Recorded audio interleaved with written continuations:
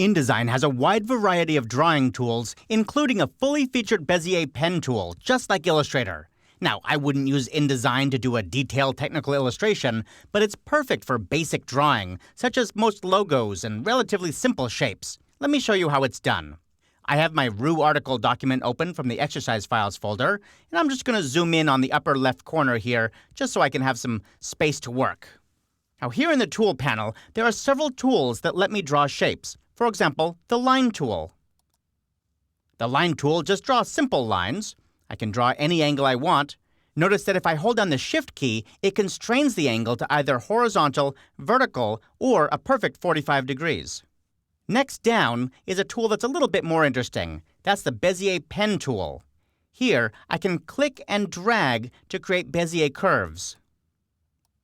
All you need to do is click and drag. You get the idea. You can make a Bezier line very quickly.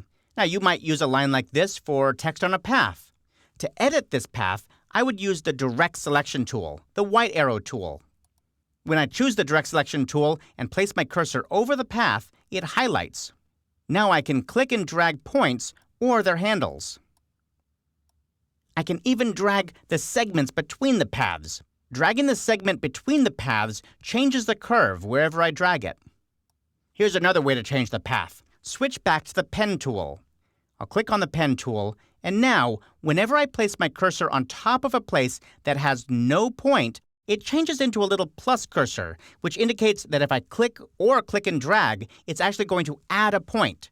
I'll click and drag. You can see that it's actually adding a point onto that curve. On the other hand, if I place my cursor over a position where there already is a point, it changes into a pen tool with a minus symbol. That means it's going to delete that point. Click, and the point goes away. Now, whenever you're editing paths with a pen tool, you can always hold down the Command key on the Mac or the Control key on Windows, which switches you back to the last used selection tool. In this case, the Direct Selection tool. That way, I can actually drag these points around or adjust their handles. Then, when I let go of the Command or Control key, it switches back to the pen tool. Okay, let's draw some more paths. I'm simply going to click out here and click a few times, and you can see that you can very easily get some very sharp-cornered paths. When you're done, you can either switch to a different tool or Command or Control click in a different area to finish the path. I'm going to draw another path down here, just with a few clicks, and then I'm going to select both of these paths with the Selection tool. With the two paths selected, I can go to the Object menu, and way down here at the bottom of the menu, you'll see the Paths submenu. This lets you do all kinds of things to paths. For example, I could join both of these so they become a single path. InDesign looks for where they're the closest, and then it draws a line between them. Now, all the features in that Paths submenu also live inside a panel. And if you're going to do a lot of things with paths, you should check out the panel instead. I'll go to the Window menu, scroll down to Object and Layout, and then choose Pathfinder. Let's move this off to the side so we can see what we're doing. This first button here is the Join command. That's what we just did. But there are a lot of other commands in here that you should know about.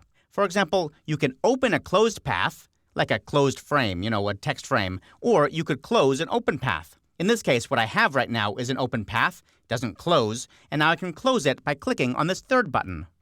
There you go. Now it's a closed path. There are all sorts of other goodies in this panel, but I just want to point out the Convert Shape buttons, this whole section down here. I find these things really useful. For example, it's very hard to draw a perfect triangle in InDesign, but it's really easy to click this button here. Just click, and you'll get a perfect triangle every time. Now, as you can tell, I'm not the greatest artist, but I do find these pen tools useful inside of InDesign, especially when I already have a frame that I want to tweak a little bit, if I want to make it a little bit more interesting. For example, this text frame down here. I'll just scroll down a little bit so we can see it better. And now I'm going to close my Pathfinder panel. I don't need that for this. And this is just a regular rectangular text frame. It's all very well and good, but it might be nice to give it a little flair. So I'm going to head over and choose the Pen tool. And then I'm going to Command or Control click on top of this frame to select it. Now, I'll place that pen tool right over the right edge of the frame. Remember, whenever you place the pen tool over the edge of a frame or path, it changes to the Add Point tool. And now I can click and drag. And you'll notice that as I click and drag, it changes the shape of the frame. It's still a text frame, but the text reflows in this shape. It's much more interesting now.